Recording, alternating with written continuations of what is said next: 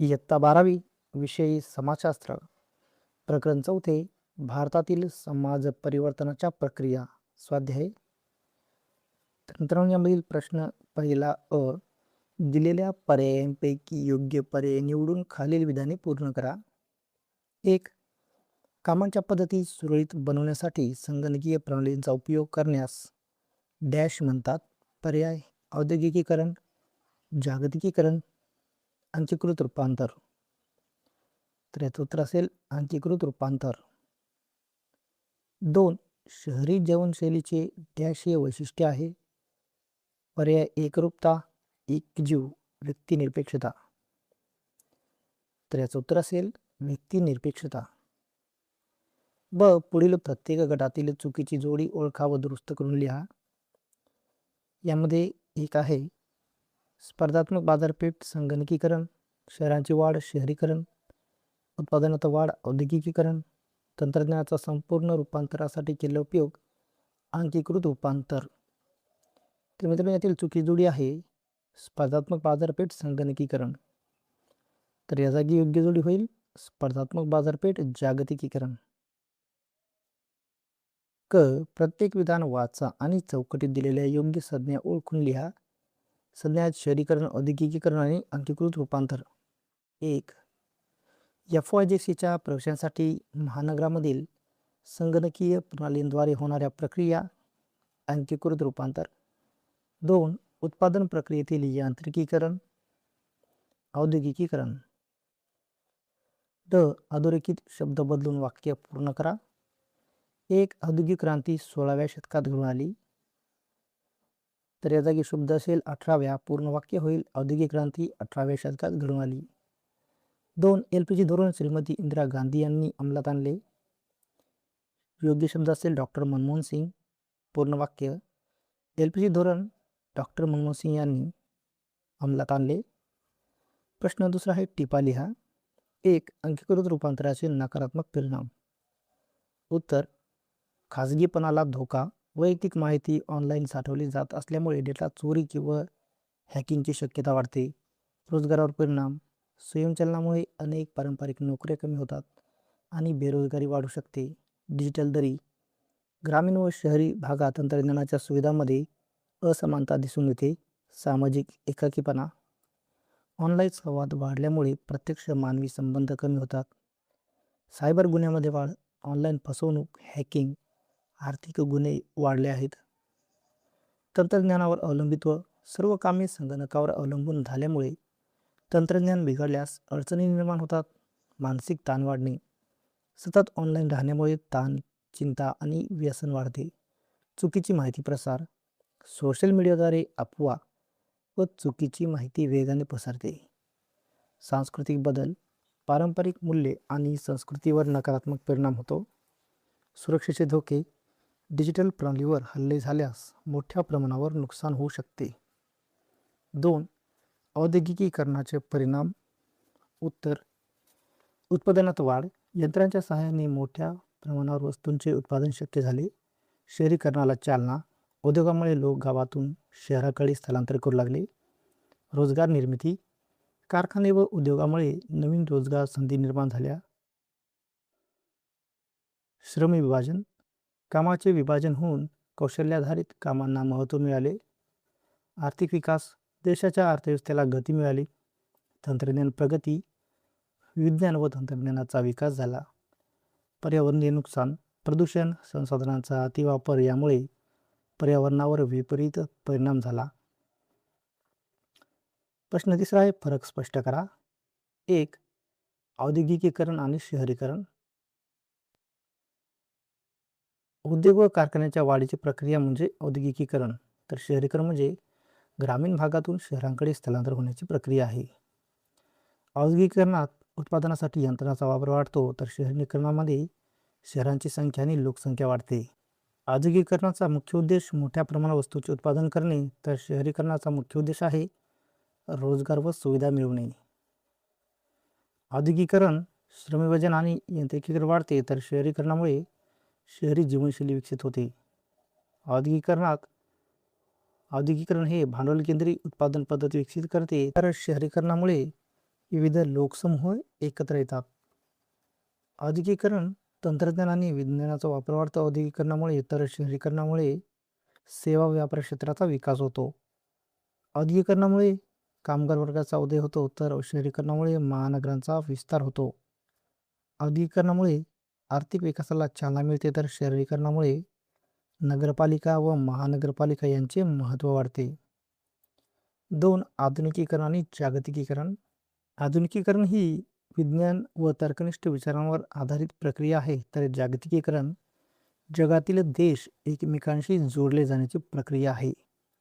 आधुनिकीकरणात नवीन तंत्रज्ञान आणि कल्पनांचा स्वीकार केला जातो, तर जागतिकीकरणात आंतरराष्ट्रीय व्यापार आणि बाजारपेठा खुल्या होतात. आधुनिकीकरण समाजाच्या सर्व क्षेत्रात बदल घडतो, तर जागतिकीकरणामुळे वस्तू, सेवा आणि भांडवलाची देवाणघेवाण वाढते. आधुनिकीकरणामुळे वैज्ञानिक दृष्टिकोन विकसित होतो, तर जागतिकीकरणामुळे उदारीकरण आणि खाजगीकरणाला चालना मिळते. आधुनिकीकरणामुळे अंधश्रद्धा व परंपरांचा प्रभाव कमी होतो, तर जागतिकीकरणामुळे देशामध्ये परस्परावलंबित्व वाढते. आधुनिकीकरणामुळे शिक्षण आणि जागरूकता वाढते, तर जागतिकीकरणामुळे जागतिक स्तरावर स्पर्धा वाढते.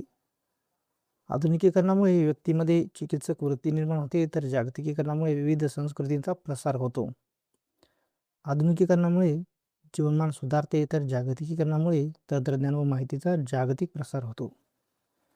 प्रश्न 4 आहे, खाली दिलेल्या संकल्पना उदाहरणासह स्पष्ट करा. 1. बाजारीकरण. उत्तर. अर्थ आहे, वस्तू व सेवांची निर्मिती, वितरण आणि विक्री या सर्व प्रक्रिया बाजारपेठेच्या नियमानुसार म्हणजेच मागणी पुरवठा चालतात, याला बाजारीकरण म्हणतात. उत्पादन व सेवा देताना नफा मिळवणे हा मुख्य उद्देश असतो. ग्राहकांच्या गरजा आणि पसंतीनुसार वस्तूंचे उत्पादन घेतले जाते. स्पर्धेमुळे गुणवत्ता सुधारते आणि नवीन पर्याय उपलब्ध होतात. खाजगी क्षेत्राचा सहभाग वाढतो आणि अर्थव्यवस्था गतिमान होते.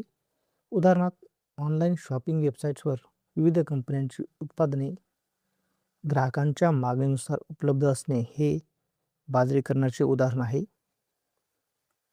शहरीकरण. अर्थ आहे, ग्रामीण भागातील लोक शहरांकडे स्थलांतर करतात आणि शहरांची वाढ होते. या प्रक्रियेला शहरीकरण म्हणतात. उद्योग, रोजगार आणि शिक्षणाच्या संधीमुळे शहरांकडे लोक आकर्षित होतात. शहरामध्ये आधुनिक सुविधा जसे की रस्ते, आरोग्य, शिक्षण विकसित होतात. जीवनशैली अधिक गतिमान व व्यक्तिनिष्ठ होते. सामाजिक संबंध औपचारिक आणि दुय्यम स्वरूपाचे होतात. उदाहरणार्थ, नोकरीसाठी ग्रामीण भागातील लोक मुंबई, पुणे, नागपूर यांसारख्या शहरांमध्ये स्थलांतर करतात. हे शहरीकरणाचे उदाहरण आहे. प्रश्न 5 संकल्पनांची आकृती पूर्ण करा. शहरीकरणाचे नकारात्मक परिणाम. शहरांची बेफाम वाढ, पारंपरिक मूल्यांचा ऱ्हास, व्यक्ती केंद्रित संस्कृतीचा उदय, गर्दीतही एकटा अशी स्थिती. ब. खालील दान चुकी बरोबर हे सांगून कारण स्पष्ट करा. 1. एखाद्या व्यक्तीची वेशभूषेची पद्धत त्याच्या आधुनिकतेची उंची ठरवते. चूक, कारण आधुनिकता ही फक्त वेशभूषेवर अवलंबून नसून विचारसरणीवर आधारित असते. विज्ञाननिष्ठता, तर्कनिष्ठ विचार आणि चिकित्सक वृत्ती हे आधुनिकतेचे मुख्य निकष आहेत. एखादी व्यक्ती पारंपरिक कपडे घालूनही आधुनिक विचारांची असू शकते.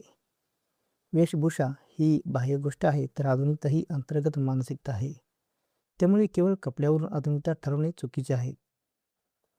2. शहरीकरणाचे आपल्या सामाजिक संबंधावर नकारात्मक परिणाम होऊ शकतात. बरोबर, कारण शहरी जीवनशैलीत व्यक्तिनिष्ठता वाढते, त्यामुळे संबंध कमी घट्ट राहतात. लोकांमध्ये दुय्यम आणि औपचारिक संबंध वाढतात. व्यस्त जीवनामुळे कुटुंबियासोबत वेळ कमी मिळतो. शेजार धर्म, आपुलकी आणि जवळीक कमी होते. त्यामुळे सामाजिक संबंधामध्ये दुरावा निर्माण होतो. प्रश्न 6 आहे, आपले मत नोंदवा. 1. शगुप्ता राणावत आणि तिचे एकत्र कुटुंब नागपूर शहरामध्ये 3 पिढ्यांपासून राहत आहेत. त्यांची नातवंडे कायमस्वरूपी आपल्या आजी आजोबांच्या गावामध्ये राहण्यास तयार नाहीत. त्यांच्या या दृष्टिकोनामागील 2 संभाव्य कारणे द्या. उत्तर. माझ्या मते त्यांच्या या दृष्टिकोनामागील कारणे पुढीलप्रमाणे असू शकतात. 1. शहरी जीवनशैलीची सवय. नातवंडी शहरात वाढलेली असल्यामुळे त्यांना आधुनिक सुविधा, शिक्षण, आरोग्य सेवा आणि मनोरंजनाच्या सोयी अधिक महत्त्वाच्या वाटतात. गावात या सुविधा तुलनेने कमी असल्यामुळे तेथे राहण्याची इच्छा होत नाही. 2. रोजगार व करिअरच्या संधी. शहरात नोकरी, व्यवसाय आणि करिअरच्या अधिक संधी उपलब्ध असतात. गावात अशा संधी मर्यादित असल्यामुळे ते कायमस्वरूपी गावात राहण्यास तयार नाहीत. 2. काही लोकांना अंकीकृत रूपांतराच्या प्रक्रियेमुळे असुरक्षित वाटते. उदाहरणार्थ, आंतरजालाच्या मदतीने केलेले बँकिंगचे व्यवहार किंवा खरेदी यामागचे कोणती कारणे असावीत असे तुम्हाला वाटते? उत्तर: माझ्या मते अंकीकृत रूपांतराच्या प्रक्रियेमुळे काही लोकांना असुरक्षित वाटण्यामागील कारणे पुढीलप्रमाणे आहेत. सायबर फसवणुकीची भीती. ऑनलाईन बँकिंग खरेदी करताना OTP फसवणूक, हॅकिंग यासारख्या गुन्ह्यांची शक्यता असते. वैयक्तिक माहिती चोरी होण्याचा धोका. बँक तपशील, पासवर्ड, ओळखपत्रांची माहिती गैरवापरली जाऊ शकते. तांत्रिक ज्ञानाचा अभाव. सर्वांना डिजिटल तंत्रज्ञानाची पूर्ण माहिती नसल्यामुळे चुका होण्याची भीती वाटते. प्रणालीवरील विश्वास कमी. काही वेळा सर्व्हर डाऊन, व्यवहार अडकणे यामुळे लोकांचा विश्वास कमी होतो. आभासी व्यवहारांची अस्पष्टता. प्रत्यक्ष व्यवहार दिसत नसल्यामुळे खात्री वाटत नाही. प्रश्न 7वा आहे. पुढील प्रश्नाचे उत्तर सविस्तर लिहा. कमीत कमी 50 ते 200 शब्द. जागतिक आंतरजाल हा माहितीचा आणि चुकीच्या माहितीचाही स्रोत आहे. या विधानाची आंतरजालाच्या प्रभावासंबंधी पुढे दिलेल्या मुद्द्यांच्या आधारे चर्चा करा. मुद्दे आहेत: 1. पालक, 2 मुले, 3 शाळा. उत्तर: आजच्या काळात जागतिक आंतरजाल हे माहितीचे अत्यंत प्रभावी साधन बनले आहे. परंतु त्याचबरोबर चुकीची व दिशाभूल करणारी माहितीही मोठ्या प्रमाणावर उपलब्ध होत असल्यामुळे ते दुहेरी स्वरूपाचे साधन ठरते. पालकांना आंतरजालामुळे मुलांच्या शिक्षणासाठी भरपूर माहिती सहज मिळते. आरोग्य, शिक्षण, मार्गदर्शन याबाबत उपयुक्त माहिती मिळाल्याने निर्णय घेणे सोपे होते. परंतु चुकीच्या माहितीमुळे पालक गोंधळात पडू शकतात.